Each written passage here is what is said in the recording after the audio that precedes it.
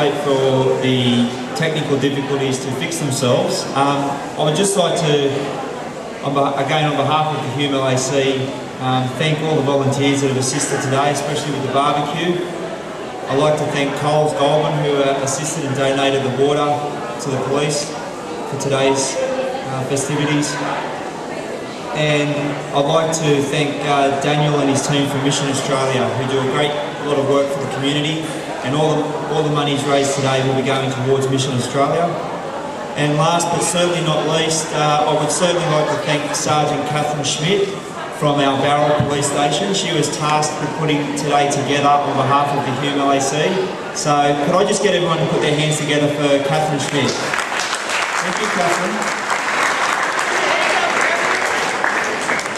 All right, and once this screen fixes itself, I'll call Esther up to commence her talk. Thank you.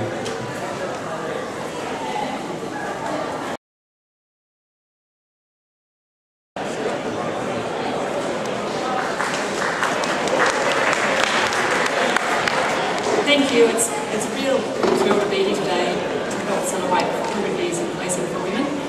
And I'm sorry that I can't show my PowerPoint presentation, but we've had an issue with the equipment, so I hope my talk isn't too dry without the photos to go with it.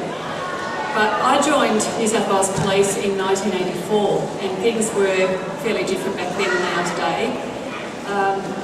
First thing that happened to me was I went down to the College Street to the recruiting section, and as the Do You Measure Up sign says over there, we had to be measured, and I was measured and I wasn't tall enough. And I was really disappointed, and I thought, oh well, that goes my career in policing. I was actually just slightly under 5'6", which was the requirement. So I went downstairs and I was leaving, and the desk sergeant said, "What happened, love?" And I said, "Oh, I'm not tall enough." He said, "Oh, bugger that." He said, "Go down to the domain and hang by your legs and come back in half an hour." So I thought, oh, okay, I'll give that a go. So I was actually working at Australian Consolidated Press in the city at that time. So I went down there because I knew they had a gym downstairs in the building. And I went in there and I explained that I was trying to join the police force and I wasn't tall enough and I needed some stretching exercises. So this young fellow gave me a few exercises and I was on the floor sort of rolling this way and that way and stretching, and he said, "Right, that should do it." He said, "But the only problem is don't walk across Hyde Park in your high heels because it'll compress you and you'll go back to what you were." So I took my shoes off, ran across Hyde Park barefoot, and the sergeant at the desk said, "Oh, good on you, love, good luck." I went upstairs and said I was back, and they said, "Oh, you don't give up very easily, do you?" And I said, "No, I really am taller. I really am taller." So they measured me and they said, "Oh, you were a little bit taller, but you're still not quite." And I said, "Oh, I won a Rotary Youth Leadership Award years ago." And they said, "Okay, you're in." So that was my first brush with the regulations and all the rules that we had to follow in those days.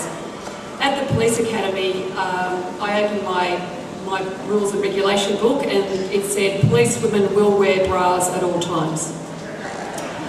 So I think things have changed a little bit, but I did wonder at the time, why wouldn't police women wear bras?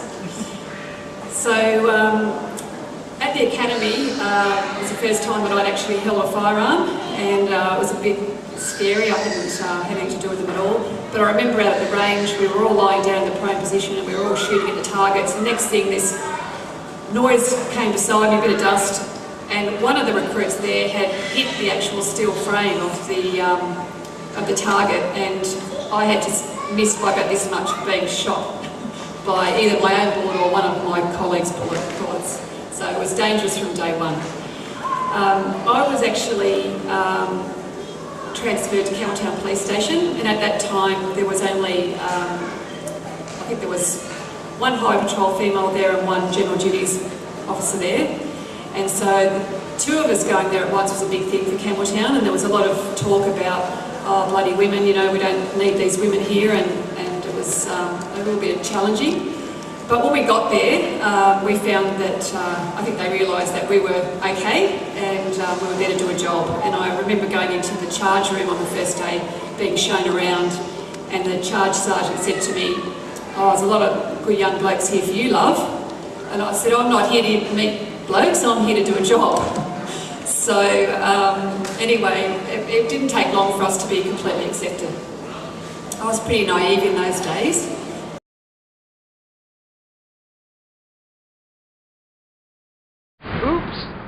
I did it again, baby. Yeah!